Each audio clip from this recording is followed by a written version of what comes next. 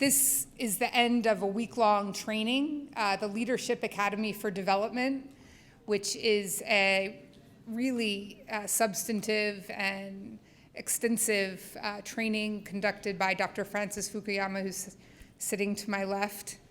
And this particular training focused on the role of public sector and private sector growth, which I think we can all agree is something very valuable for Iraq and for the Kurdistan region. And the trainees are actually in the audience, and we had about 25 public and private sector leaders from all over the country, and they graduated today. So congratulations to all of them. And we here at AUIS really hope that we see this as kind of the fundamental mission of our university, to bring experts from overseas and have them exchange with Iraqis in hopes of progress and reform in this country and in the Kurdistan region. So it'll be probably written up on the website in the next few days. So just to let you all know, that's been going on this week. So two of the trainers for our session this past week are just sitting on this panel. As I just mentioned, Dr. Francis Fukuyama, who probably doesn't need an introduction. He was with us at the Suli Forum 2 years ago, or a year and a half ago, and is at Stanford University, the Center for Democracy, Development, and Rule of Law. And his colleague from that center, Eric Jensen, is also to my left and was one of the trainers this past week. Mr. Jensen's focus is really on rule of law. And then we also have Abdul Wahab Kibsi, who is from the Center for International Private Enterprise, which is a subsidiary or branch of the National Endowment of Democracy, both Stanford University and NED and SIPE have been great partners for AUIS and really allow us to expand our programs to serve the greater community and population. So without further ado, I've introduced three of our panelists. The one remaining would be, as you all know, Dr. Barham Saleh, who is a member of our Board of Trustees and also founded this university. So I really hope that you all enjoy. We're going to have a great conversation between Dr. Fukuyama and Dr. Barham with Professors Kebsi and Jensen moderating and asking questions, and then we will open it up to you all to ask questions as well. So thank you all for coming, and without further ado. Thank you very much, Christine, and thank you for the partnership. Let me first start by saying, as Christine said, this is a culmination of an entire week of intensive marathon training program by Professor Fukuyama and Professor Jensen, the Leadership Academy for Development program for the Center for Democracy, Development, and Rule of Law at Stanford University in partnership with the American University in Iraq, Sulaimani, and Center for International Private Enterprise. And this whole week, I want to introduce to you and acknowledge the group of people that went through this marathon for an entire week, preparing for this and working on it. Could you please all stand up, the cohort? So congratulations.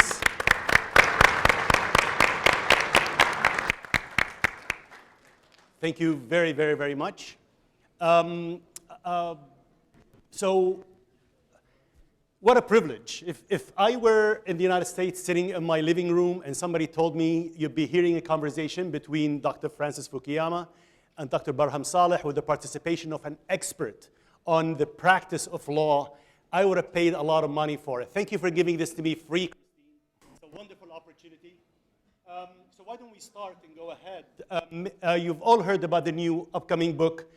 As usual, Dr. Fukuyama only writes boring books that are just for academic use. No controversy, no challenge at all. Actually, the exact opposite. A lot of controversy and a lot of challenge.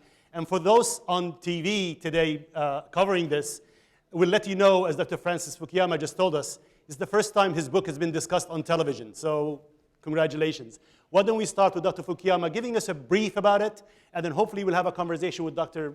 Barham Saleh, and then we can continue that conversation. Please, Dr. Fukuyama. Thank you very much, Abdu, and thank you to AUIS and to SIPE for hosting me and Eric here. We've had a wonderful week. We really appreciated interacting with our students. So my book is entitled Identity, the Demand for Dignity and the Politics of Resentment. And it's about the way that I believe world politics is currently evolving. And in a way, you could summarize it by saying that now the United States and other Western countries are, in a certain sense, becoming a little bit more like the Middle East. Let me explain in what sense I mean this. So I have a very specific definition of identity. Identity builds on a universal aspect of the human personality, which is described by the philosopher Plato as thumos, or spiritedness. It refers to that part of the personality that wants recognition of its dignity. And all of us have that in us. It can take the form, most commonly, of a demand for equal dignity. So if we are disrespected or disregarded, we feel anger and resentment and want that public recognition. Sometimes it takes the form of a demand to be greater than other people, in which case it takes the form of great ambition.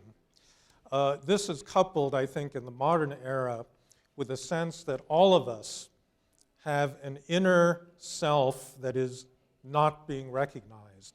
The rest of society is ignoring us or disrespecting us. And this becomes the demand that expresses itself politically in the form of nationalism, when a nation is not recognized. This is something that I think many people in this part of the world, in Kurdistan, feel. It can express itself, I think, in the form of religion. So I think a lot of the people that sign up for religious extremist groups are actually trying to settle personal identity questions for themselves, where they're not really sure what community they belong to. And it also shows up in places like the United States, in France, and Britain, in terms of the ethnic and gender and racial politics of liberal societies in which groups that had been marginalized, for example, in the United States, this really begins in the 1960s with African Americans, and then with the feminist movement, and then with the movement of gays and lesbians, disabled people, indigenous people. All of these groups they've suffered prejudice at the hands of the larger society. They feel their dignity has not been recognized. They resent this lack of recognition, and they demand that the society make this right. It could be through substantive efforts to equalize their incomes, but a lot of times it's simply the respect with which they're treated and the words with which other people use to talk about them. And this actually has been at the core of a lot of the politics, especially on the left in the US. What's happened in the United States over the last 50 years is a transformation of the left. In the 20th century, the left was the party of equality.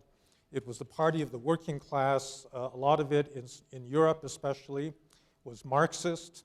They wanted a proletarian revolution, or they wanted social democracy that would redistribute wealth and income from capitalists to workers.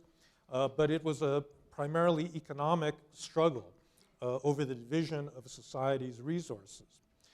What happened gradually as the result of these social movements was that this broad class identification of the left began to switch to the identity movements of these particular groups, African Americans, women, gays and lesbians, and so forth. And that began to displace social class as the main organizing principle. In many respects, this has happened in Europe as well, where people on the left in France and Britain began to embrace immigrants or minorities, racial minorities, sexual minorities, and the like as their core constituency. And I think the troubling thing, so first of all, let me say, I think that these movements were very well justified. All of these groups suffered real discrimination. They had real grievances that they had to air. But what happened was, first, I think the traditional left lost touch with its traditional working class base. And secondly, it's triggered the growth of identity politics, a similar kind of identity politics on the right. Now, I know that Dr. Barham is going to talk about the Middle East, so I'm not going to raise that subject here. I'm going to talk about my own country, because some very troubling things have been happening, especially since the rise of Donald Trump. He represents a populist movement and speaks on behalf of largely white Americans, a lot of them working class, many of them having lost their jobs as a result of globalization and deindustrialization, but they also feel that they have lost their identity. You hear increasingly on the American right the idea that white people are a discriminated against minority, that other people, women and African Americans and other minorities, are getting advantages that white people are denied. And you now have, for the first time, a white nationalist movement. I'm sorry to say this, but I believe that we have a fairly openly racist president elected in Donald Trump, who is eager to play on white resentments of black people, including his predecessor, Barack Obama. If you know the history of his rise, Donald Trump came to attention after The Apprentice and being a reality television star, for claiming that Barack Obama was not born in the United States, that he was born in Kenya, which was demonstrably false, but this is a falsehood that he perpetuated because he loves to play racial politics, except not the politics of equality, the politics of resentment. And this mirrors, I think, a similar change that has been going on in Europe. So increasingly, European left-wing parties have been losing their voters. A lot of the working class voters that used to vote for the Communist Party in France or the SPD in Germany are now voting for the National Front or the Alternative for Germany. Again, these are parties that are not organized around traditional economic issues. They are organized around identity issues. They are anti-immigrant parties. They were triggered especially by the flow of refugees, of migrants from Syria after the Syrian civil war, 2015, that has created a big backlash movement in almost every European country.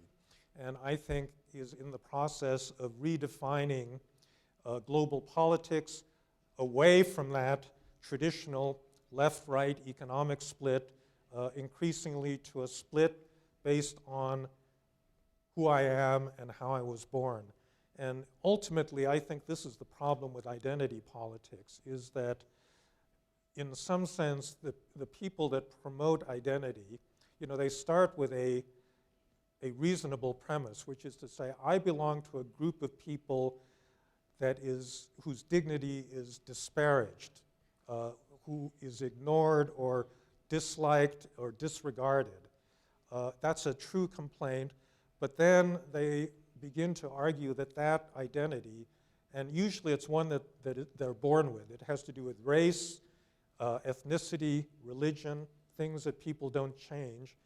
They say that that then determines the way that I think about everything else. And if I am born to a certain group, then I have to vote for a certain party, I have to support certain policies, I have to think certain opinions. I can't develop my own opinions because my identity is an all-inclusive set of ideas that explain who I am.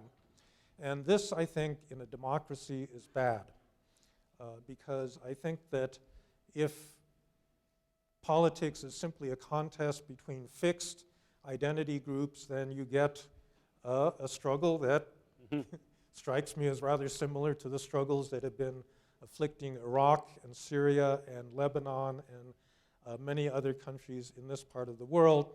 And that's why I say in this book that, or that's why I said at the beginning that in one way of understanding my argument is now the Western world is becoming more Middle Eastern. So. Dr. Barham, what the irony of ironies. The United States came 2003 to Iraq to bring a liberal democracy, a Western kind of like democracy, and here we are, we have Dr. Francis Fukuyama saying, actually, we brought Iraq to the United States. Please.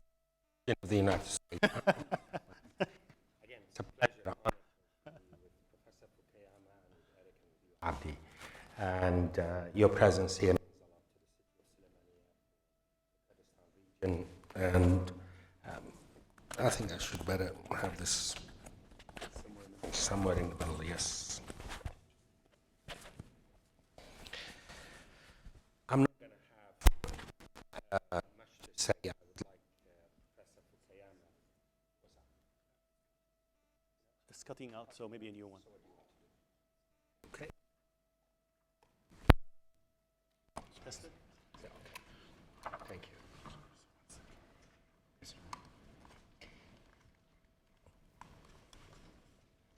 I remember in the United States, I used to be lectures particularly about the importance of national unity, overcoming sectarian and ethnic divide. And yet, now when I go back to the States, or for that matter, Western Europe, the localization of politics and identity politics is so profound and so real. I want to give them, okay. Okay, that's good.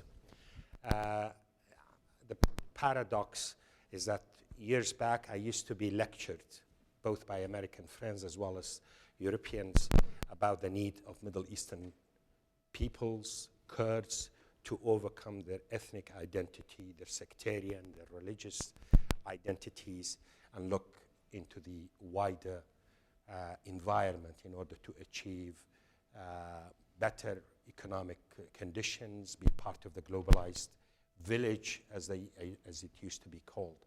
When I go back to the States and Europe, I give them a bit back of those lectures that I used to get at the time, the need of national unity and the need to overcome some of these divisions. I think the audience is also very interested in hearing your take on this real dynamics between globalization on one hand, the technology that should make us overcome the impediment of geography and reach beyond our valleys and our immediate neighborhoods, reach beyond our ethnic community. It's an enabling tool, plus the economic conditions of globalization. Yet this is coupled both in the United States and developed countries, but certainly in the Middle East and developing world, with an overemphasis on identity politics and localism. And this is not only taking place in terms of the bigger scale of nations, but even groups, Kurds, Shias, Sunnis, within these groups itself as well, certain local flavors, local identities emerge. In a way, are we back to a tribal order of the world, a neo-tribalism? It's so inconsistent with the globalized economy, so inconsistent with the what we all expected to be the consequences of technology, social media, smartphones, and the internet. I think this is really what the irony of the situation. Influence of globalization on this. Well, I think that the two are actually quite closely linked. Globalization, economic globalization, means the flow of goods, services, investment, people, ideas across international borders. And there's been a tremendous amount of that over the last 50 years. The wealth of the world has really depended on that. The economists are all in favor of this because they say that this is what makes everybody richer in the aggregate. And they're correct about that. So global output quadrupled between 1970 and 2008. So there's a lot more wealth in the world. The rise of China, India, the rest of East Asia, many parts of the world were dependent on this movement of goods and services and investment.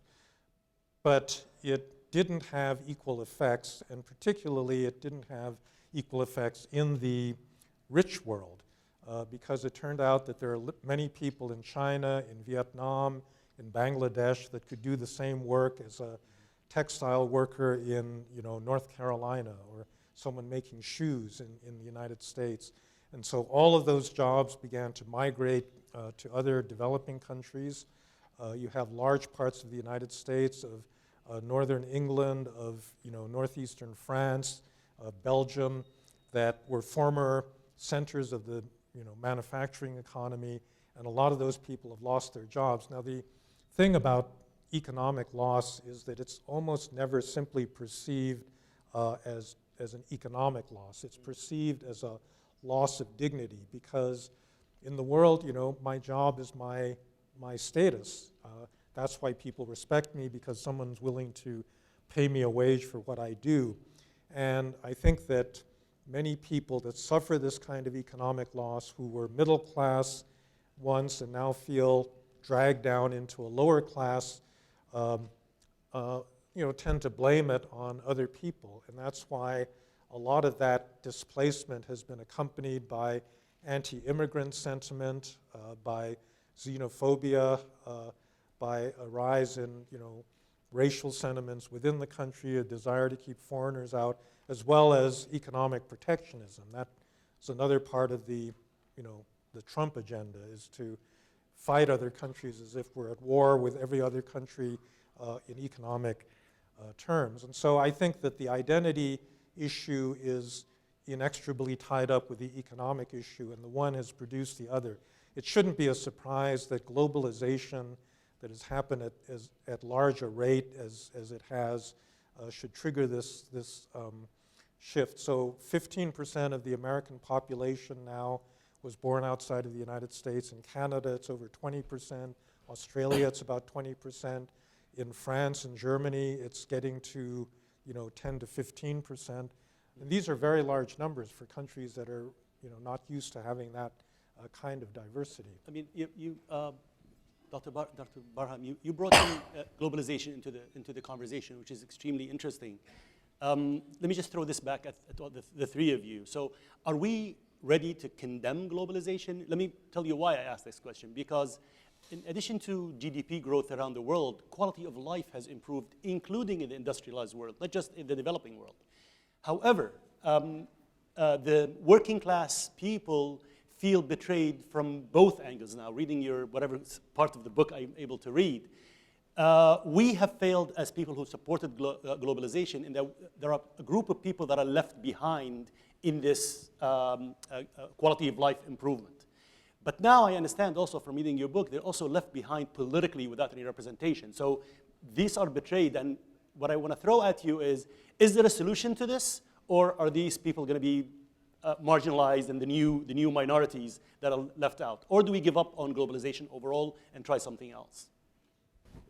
And maybe before you start, Eric, you can add just a little good news about the law school. We'll start with that, and then you can answer this question. That is a good way. Good segue. So just a couple of days ago, the president of AUIS was informed that the law major has been approved by the Ministry of Higher Education. Congratulations. And we're delighted. We've been working in partnership, that is Stanford Law School and American University of Iraq and Sulaimani, for the last 6 or 7 years. First offering a couple of classes, then offering a minor in law, and now there's a major in law. And my students back at Stanford are writing working papers supporting the curriculum and the curriculum design. So we're very happy about that. I was actually going to ask the question you asked, Abdu, so I'm going to reframe it in another way. I've read various portions of Frank's book, and I'm reminded of this old comedy team called Laurel and Hardy. And the famous line from Laurel and Hardy is that one would look at the other and say, "We're in one fine mess." And Frank's book on identity politics describes one fine mess. So I was left thinking, could we have avoided this fine mess with better policies and economic inclusion and the like, realizing that American workers' lot in life has not improved really since the early 1980s. Could we have avoided the mess we're in now? And then to add to Abdu's question, can we work ourselves out of this mess? Prescription. Well, I don't know whether we can work our way out. I certainly hope so. I certainly think there are things that we can do. On the economic front, I think that we've learned the lesson that globalization is a double-edged sword, and therefore it needs to be moderated in certain ways. And so the complete willingness to let companies outsource, there may have been ways of slowing that process down somewhat and keeping more jobs in the United States. I think that actually the complete openness of Europe to both internal migration and now external migration not only has set off this reaction in Europe, but it's also had a devastating effect on the countries that are sending people. So you've worked a lot in Afghanistan. I mean, a lot of the middle-class educated people in Afghanistan have now departed for Europe. And that's true in Eastern Europe, where a lot of that, 30% of Ukraine's population has moved out of Ukraine over the past 20 years. And so it's had a lot of very unanticipated impacts on a lot of different countries. I think that there are several things you can do. So first of all, in terms of migration, the Western world just needs to get under control, both by doing more, to prevent the sources of migration in the first place, and then secondly, by actually controlling the process. Canada and Australia actually have higher levels of foreign-born migrants in their countries. They don't have populist movements, and part of that is that they actually control the rate at which people are entering into their country. And so people feel they have more democratic control over that. But the main thing, my advice to America, has to do with its own sense of national identity. Countries need national identity.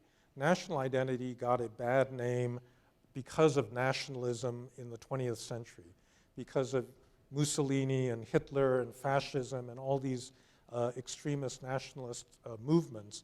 But national identity does not have to be aggressive, it does not have to be exclusive, and it does not have to be dangerous to its neighbors.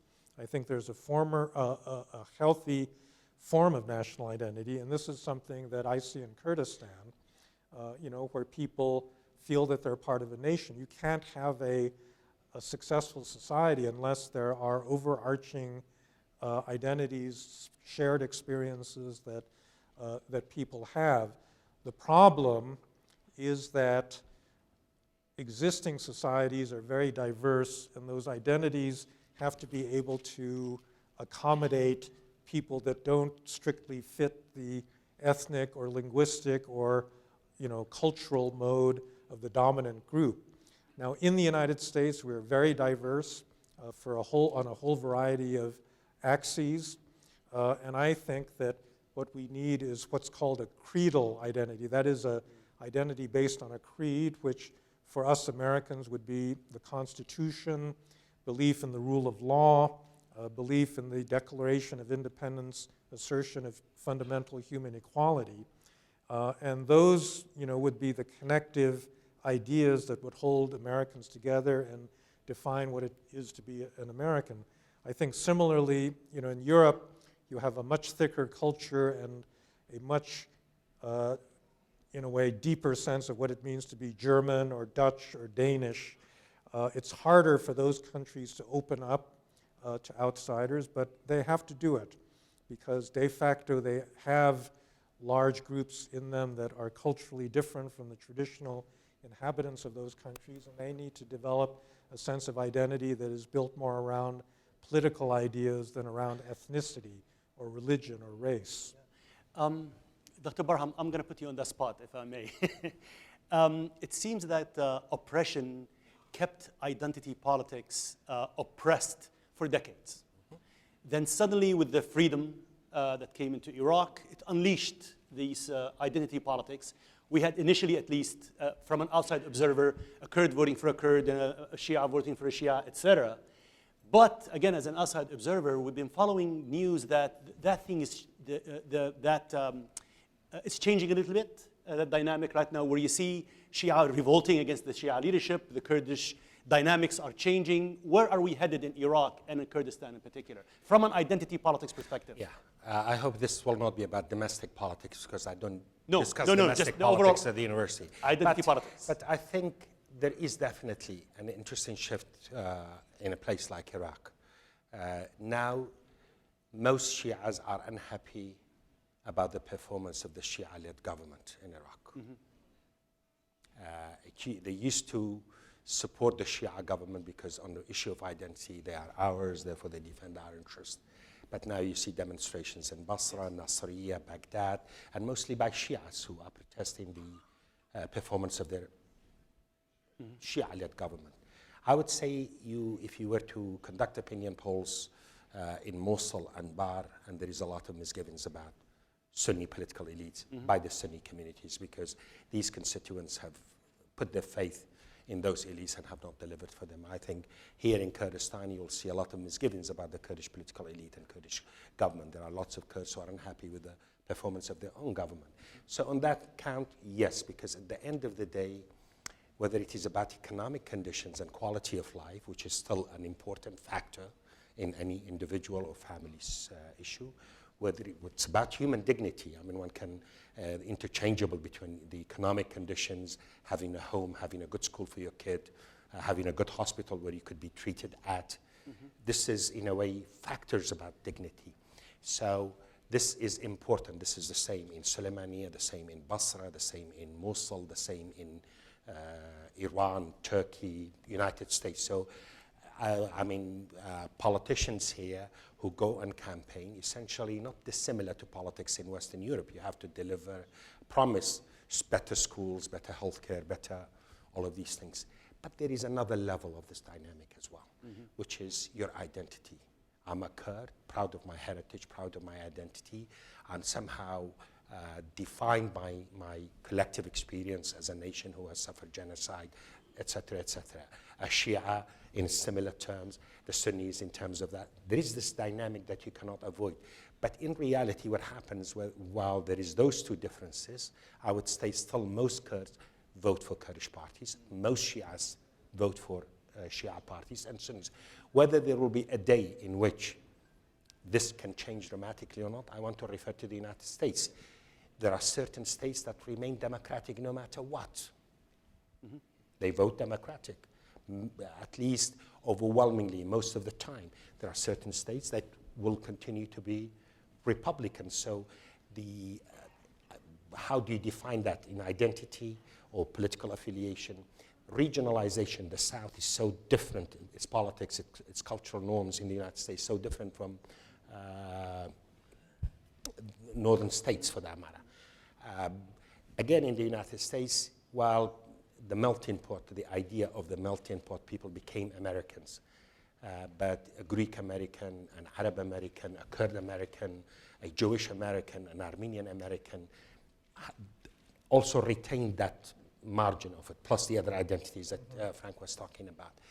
But there is this thing we have to acknowledge. Say, a decade ago, perhaps this issue of identity was ridiculed. This issue of identity was dismissed as being outdated and undemocratic and liberal. I mean, this is the point I think is striking me from your book. This was so anti-liberal democracy. You retain your identity and act upon your identity and be a liberal Democrat. Yet liberal parties in Western Europe, on the left and the right, are defined or have issues that are defined by identity politics. So we in the Middle East, perhaps, we must not shy away from discussing these identities. One way of actually modernization does not mean that we need to be what these Western values meant we try to aspire to. The West is somehow going back into those modes. One thing, if I may say, about identity politics as well, nationalism was a Western concept, a European concept.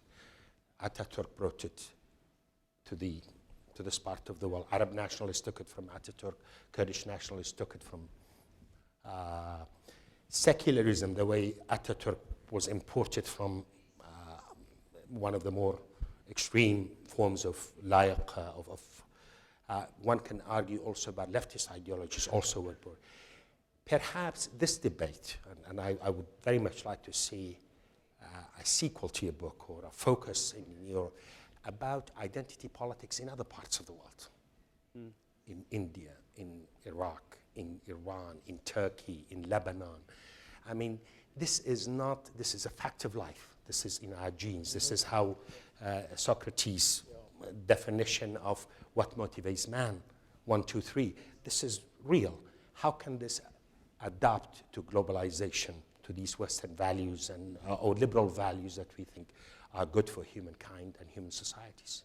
Actually, Eric should speak to this because he's had extensive experience in South Asia where identity issues are really, they never went away and they still define the nature of politics there.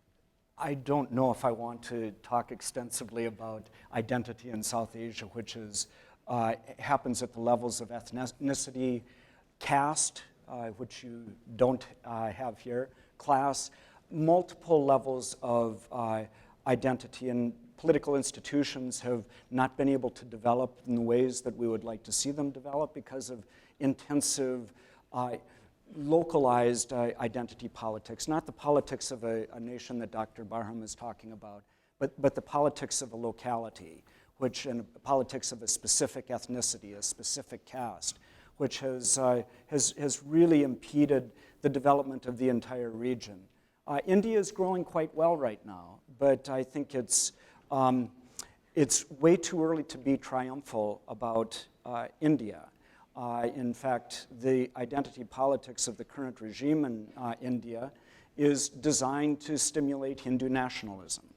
So, globally, especially in South Asia, where I've spent many, many years, I had a Pakistani friend say once, Eric, our nation is devoured by its own divisiveness.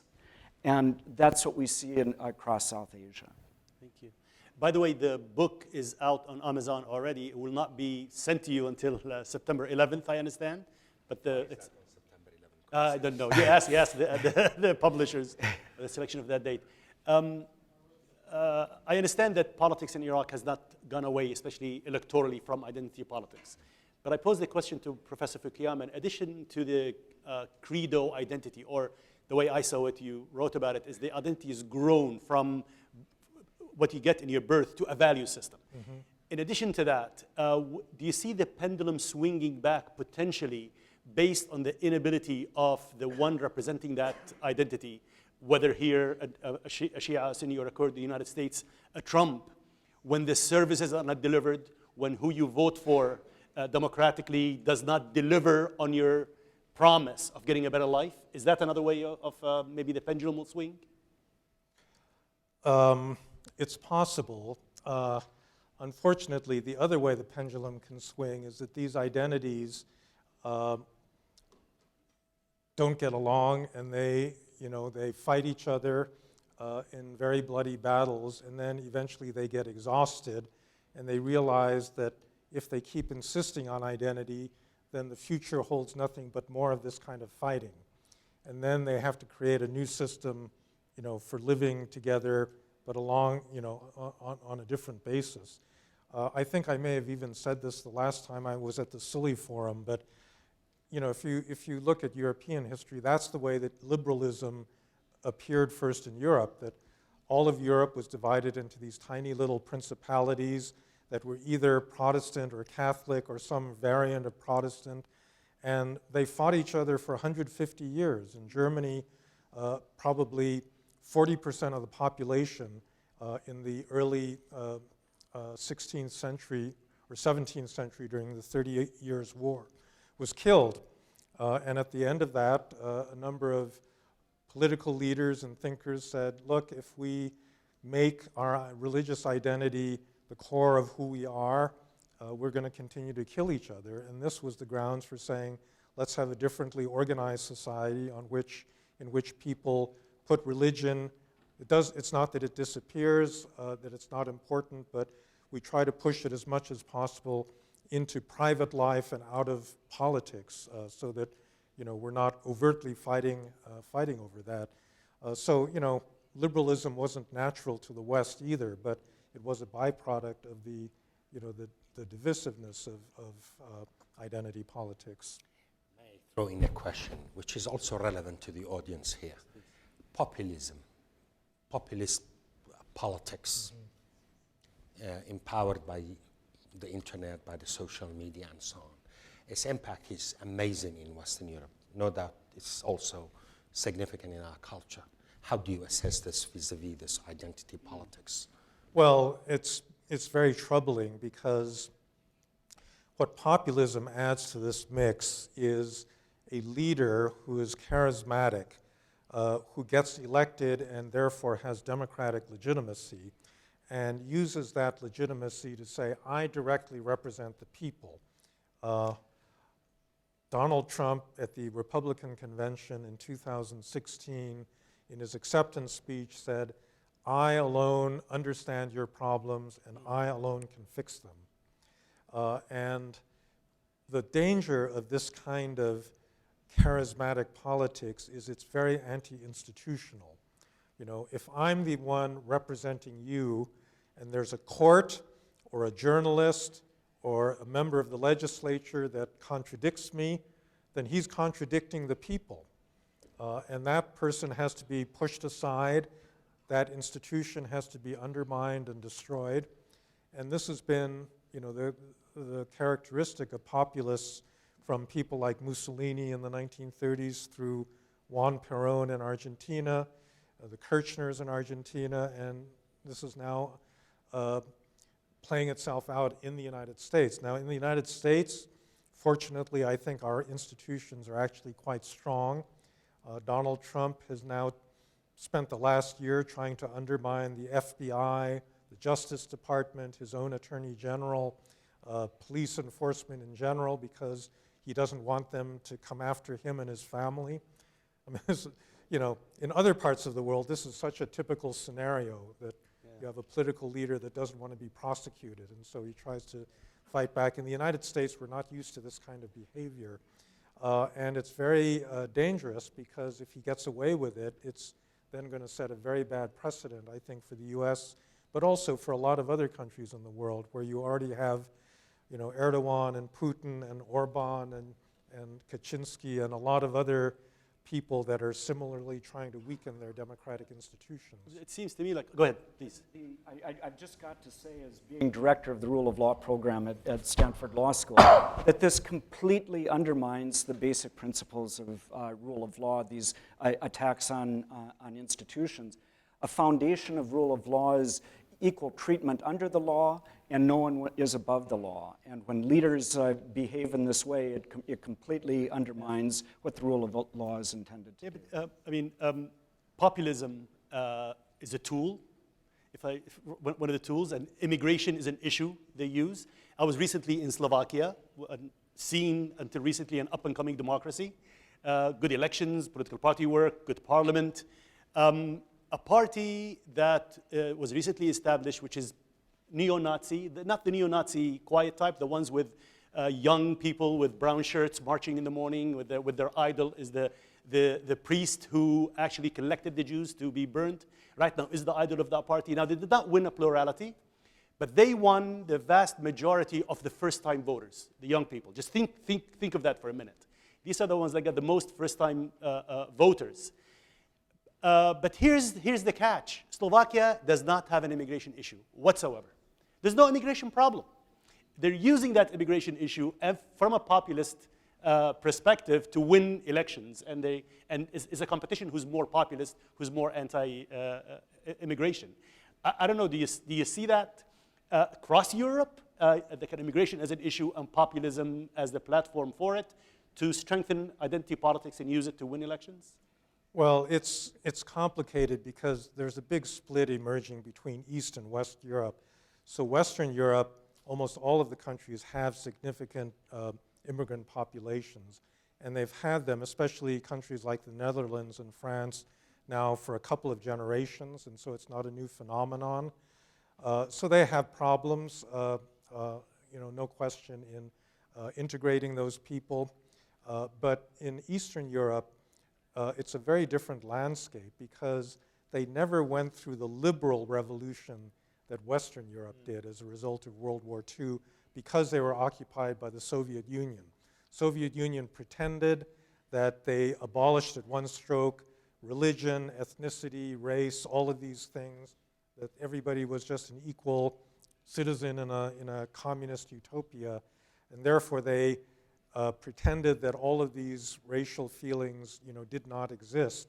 And then when communism ended, it turned out, actually people did worry about that sort of thing. And I think the reason that you get this right-wing anti-immigrant sentiment in countries like Slovakia with almost no immigrants is their projected fear that they're going to become like France or like Germany.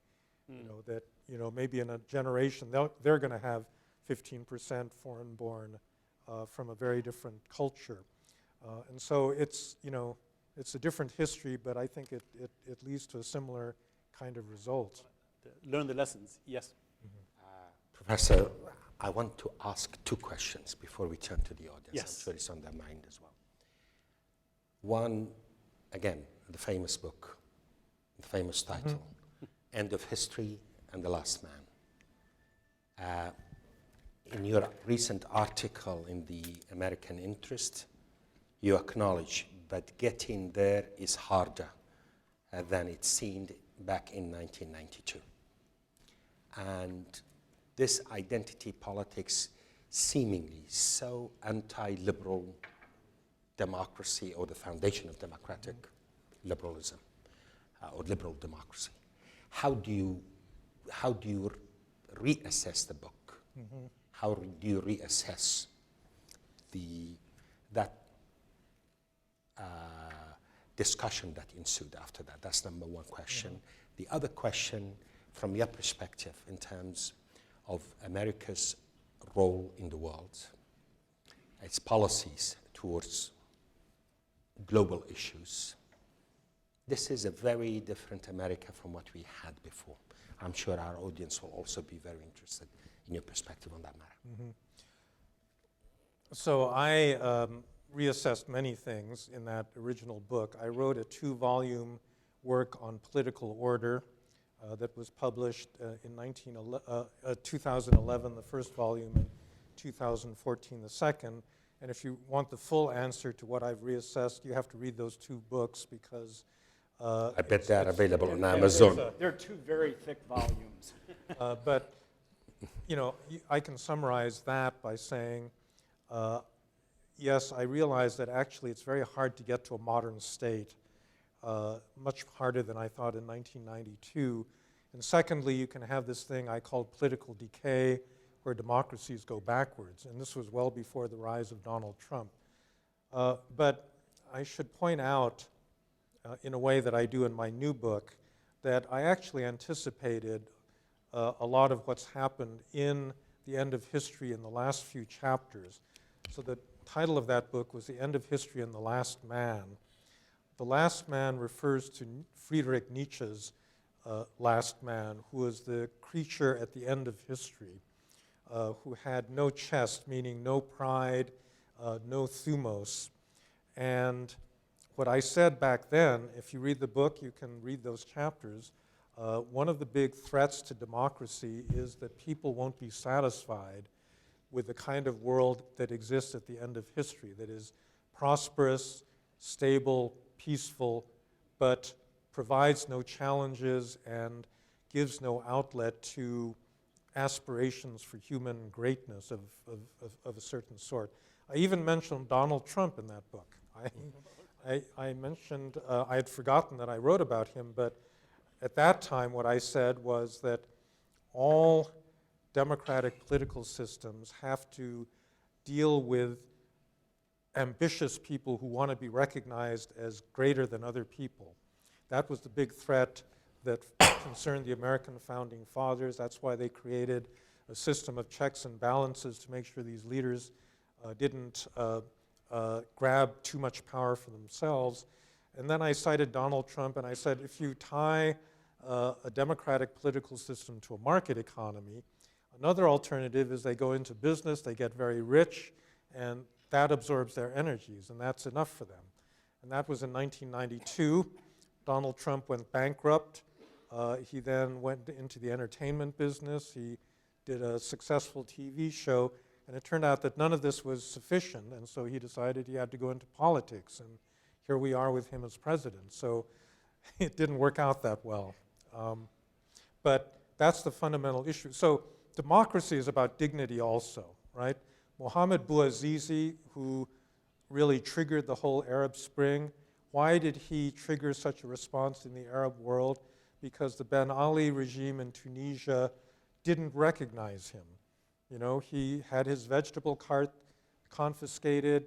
He couldn't get the government to give him a response, give him back his cart, and so he doused himself with gasoline, and that drew such a sympathetic response all across the Arab world that it led to all of the uprisings, you know, in 2011. And so dictatorships are the worst abusers of human dignity. You know, they don't treat their people as people. At the best dictatorships, like China's, treat them as children that have to be guarded by a parent, you know, a wise parent. The worst ones, you know, people are nothing. You can use them in the military, you can kill them, you can abuse them. And so that's why people want democracy, because they don't want to be treated that way. But what I said in the End of History and the Last Man was that, you know, a liberal democracy is based on universal recognition. We are all equal human beings. Mm-hmm. But for many of us, that isn't enough. You know, so right now, a number of people in Catalonia think it's not enough just to be in a peaceful, prosperous Spain. They also want to be recognized as Catalan. People in Scotland, in Quebec, you know, there are other parts of the world that have this kind of feeling. And I think, you know, this, and I said this back in 1992, this is the kind of ongoing threat to liberal democracy, that we all want recognition, but we all want recognition as something, you know, particular. We want to be bonded to smaller kinds of groups. And that, I think, is really what's emerging in the world right now. There's another question, and we'll go to questions and after that. So Zainab and Ribaz, if you have the microphones ready, we'll answer on the question, then we'll go after that. Dr. Barham also asked about American power and projection of power. Let me add to that, if I may. Yes, is that leaving a vacuum that Russia, Turkey, Iran are filling, despite the weakness of their currency? But is that is that Yes. a possibility? Well, yeah, the United States has checked out of world politics for the time being. Also checked out in a very strange way because, you know, on one day it's threatening people, on another day it's, you know, ignoring the same countries, and so it's very hard to actually know what American policy is. It's very unsettling to American allies all over the world. It's unsettling to American enemies because they don't know what, you know, what the United States is doing. And I think all of us, and I include myself in this, with a lot of other Americans who didn't vote for Donald Trump, hope that this is a temporary insanity and that the patient is going to recover after a couple of years. We're going to face a major test this November when we have our midterm elections. I think that if the Republicans hold on to both houses of Congress, then Donald Trump will take this as a legitimation of his own presidency, and we're going to see at least 2 more years of it and possibly 8 years altogether. And that, I think, will have very big consequences for world politics. If there's a reaction and Donald Trump doesn't last that long, then I could foresee the United States going back to a more normal position in the world, certainly a more regular one. There's a lot of things that Donald Trump says that are not crazy, like you know, the Europeans ought to pay more for their own defense. I mean, American presidents have been saying that for years and years. He's the only one that says it in this very impolite, you know, direct way and crude way, and threatens, you know, not to pay America's share if they don't pay. But, you know, so there are elements of what he says that I think will remain. But basically, right now, I think all we can do is just sit back and wait and hope that, you know, things calm down a little. In this region, I do think that there are plenty of other powers that are happy to fill the vacuum that's being created by the United States. Thank you very much. So we'll go to a couple of questions. We only have a little time. I ask you for a favor, please. State your name, identify yourself and who you represent. Be brief, make it a question. Don't just add a question mark at the end of your long commentary. And we'll start with the gentleman in the back there behind the camera, standing up. Again, please. No, microphone is important. It'll be there in a minute. Go ahead. Honestly, like, my name is Identify Mohammed. yourself. My name is Mohammed Fateh, a recent graduate from the American University Business Department. I honestly, like, I'm very pleased to see thought leaders, global thought leaders, sitting next to policymakers and also sitting to institute directors. And speaking of issues, you've touched upon a lot of global issues, regional issues, but also local to country issues, identity politics, populism, and all that. And my question is, if we put this on one hand, how would you consider and navigate these discussions when you're a policymaker? And the question, I think, is directed to Dr. Burham. You were the prime minister for a while, and how would you otherwise manage identity politics in respect to policy making, and especially considering that we are a regional government having its own identity in relation to the larger country, Iraq? Thank you, Mohammed. Thank you. Dr. Barham? To start with, I'm not shy about admitting identity. And as I'm not shy about my own identity, about my national identity, my cultural identity, I should have no problem also of recognizing other identities, whether it is an Arab, a Turkmen, a Yazidi, a Shia, a Sunni, a Christian. If you are aware of your own identity, you must also acknowledge others' right to express their identity. And what is the problem about identity politics in our part of the world? What is the problem about nationalism, the way it has been, ethnic nationalism? It has been imported into our part of the world. Is not about an Arab cannot be an Arab and proud of his Arab ethnicity and Arab nationhood, etc., and so on. But it is when it becomes a denial of other people's identities. And this reminds me of Nehru in a letter to Indira, to his daughter, talks about the Kurdish issue.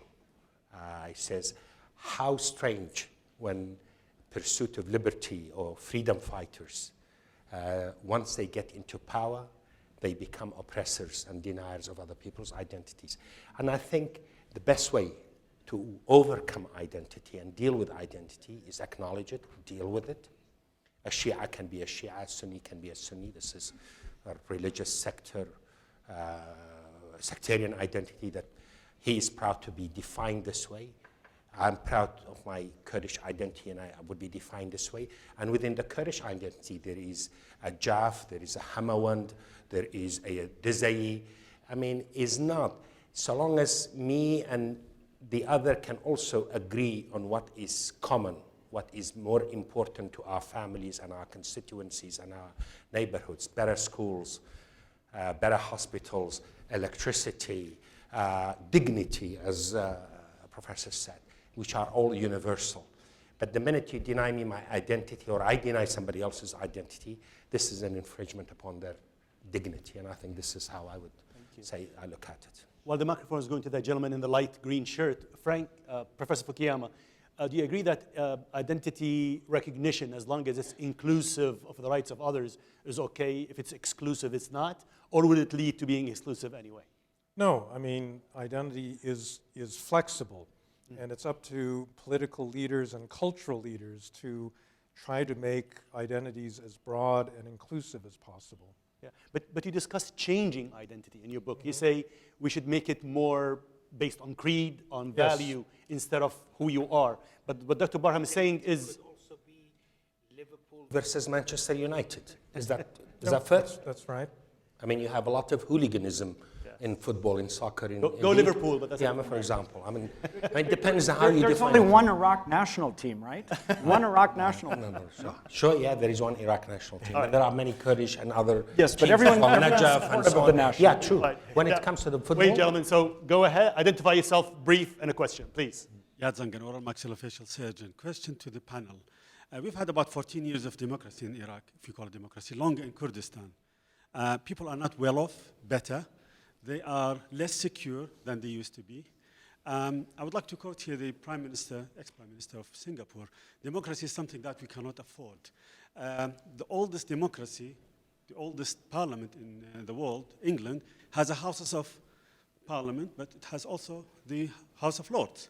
House of Lords is not elected, it's a dictatorship, kind of. Is the solution neither dictatorship or democracy, something in between? The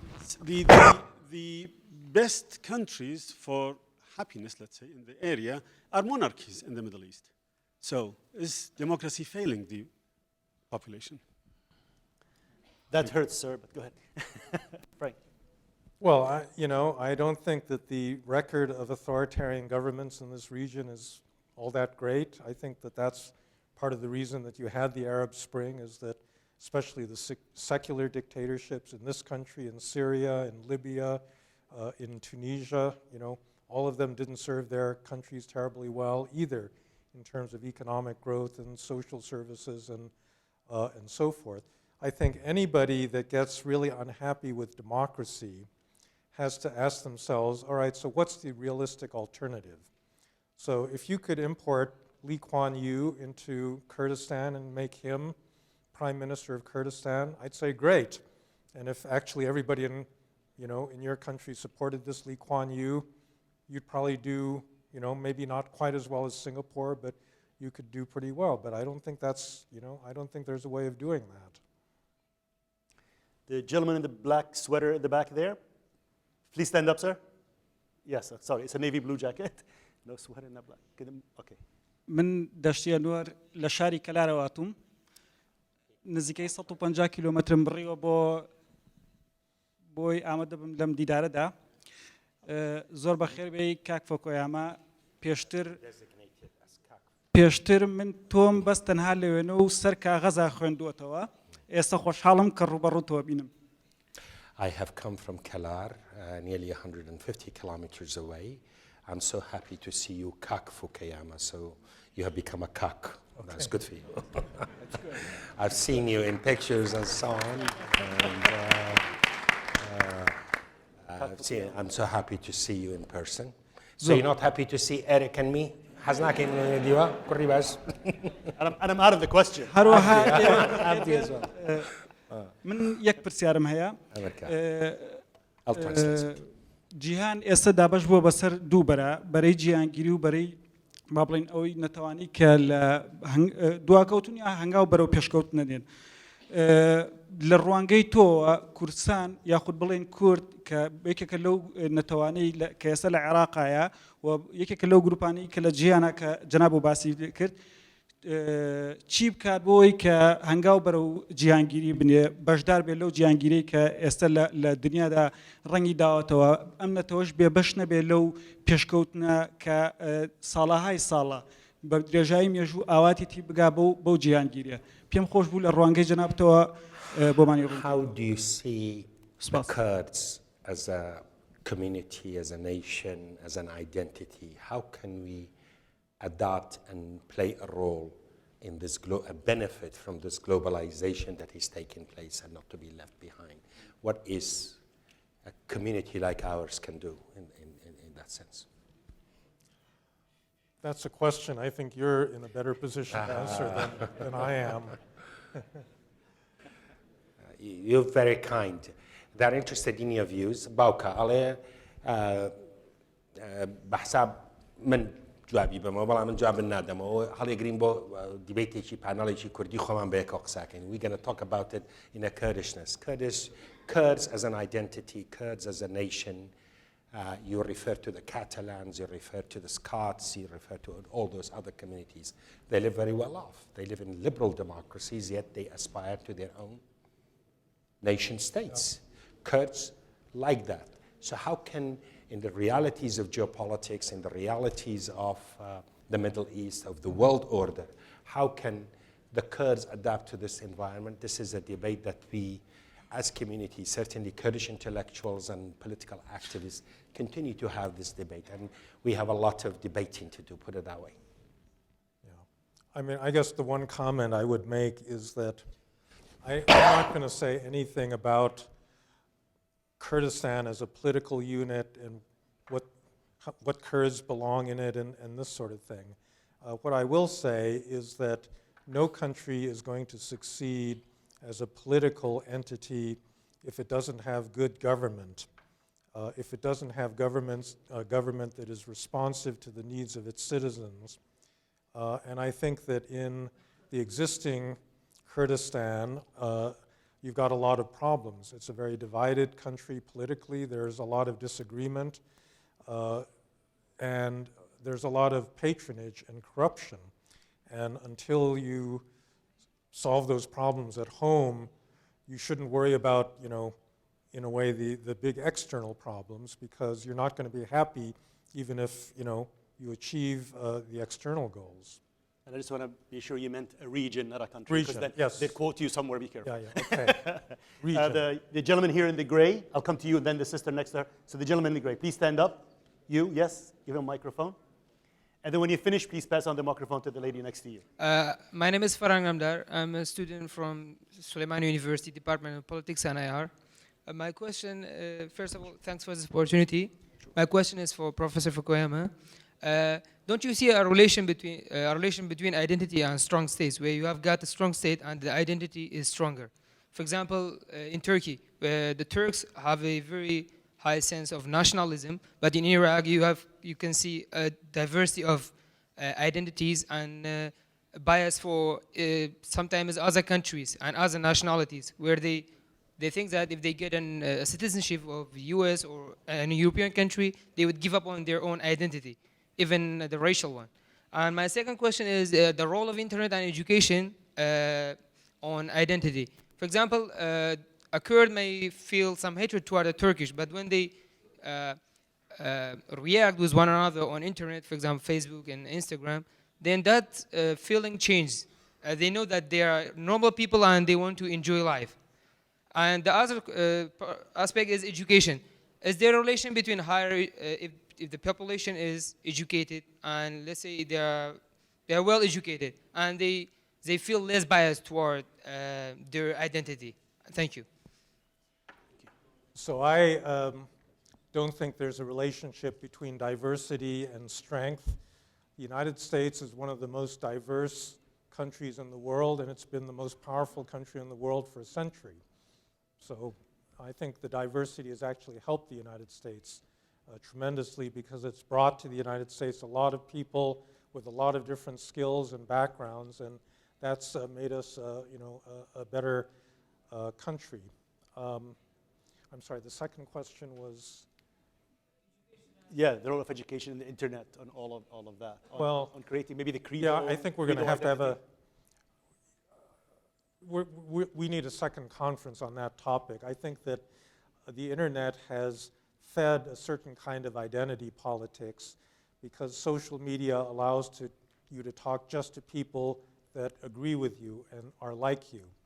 And it's fed an inward-lookingness that has kept people from diversifying, the people that they talk to and the knowledge that they share and so forth. And in that respect, I think we have a problem with technology. There was a third part to the gentleman's question, and that related to are well-educated societies less populist? Well, that doesn't seem to be the case right now, does it?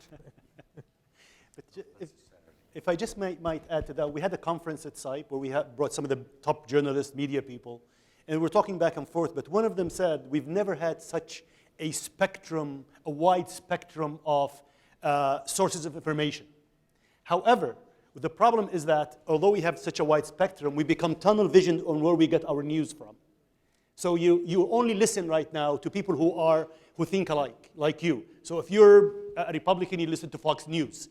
I happen to listen to NPR or PBS every day. So we tend to get our news from media that agree with us, not a wide-ranging media. So the internet, from that sense, from that perspective, people just turn to the internet like you turn to radio, only the channel that reinforces what you believe in. And sometimes it becomes a problem. The lady, I promised her. Go ahead, please. Identify yourself and brief. Yes, good evening.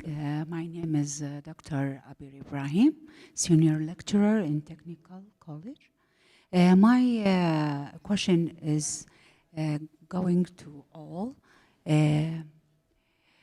especially, and I'd like to be honest, did you find the real voice of democracy in Iraq governing? Democracy in Iraq. How do you assess the democracy in Iraq overall? Is it good of quality? Or? Well, I think it's got a lot of problems right now. I think it has a lot of problems. I think, the basic problem is the one that we've been talking about, is that because identity has become such an overriding issue, it becomes hard to find agreement on a lot of policy issues that should otherwise be solvable. It has certainly in the past led to insecurity and violence in, in Mosul, this was really only ended just recently.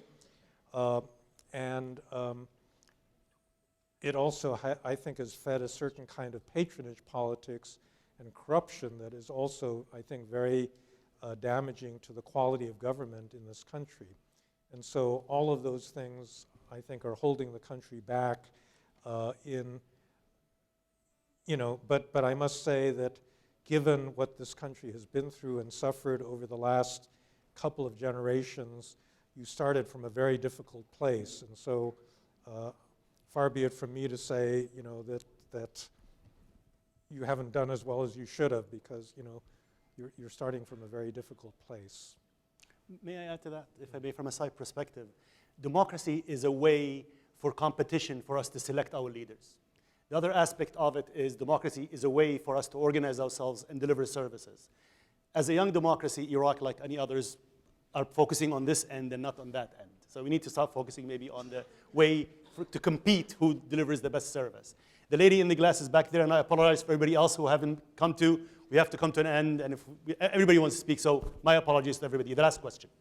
Thank you. My name is Frishta Kawa, licensed clinical psychologist and working here at AUIS as a university counselor. I'm very happy to hear two words specifically, dignity and charisma.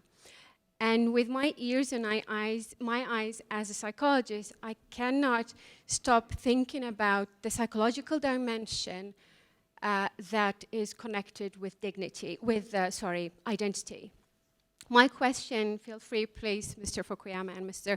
Saleh, as a thinker, also as a politician, answer my question. How can we fill the gap, the psychological gap between people and the politician makers?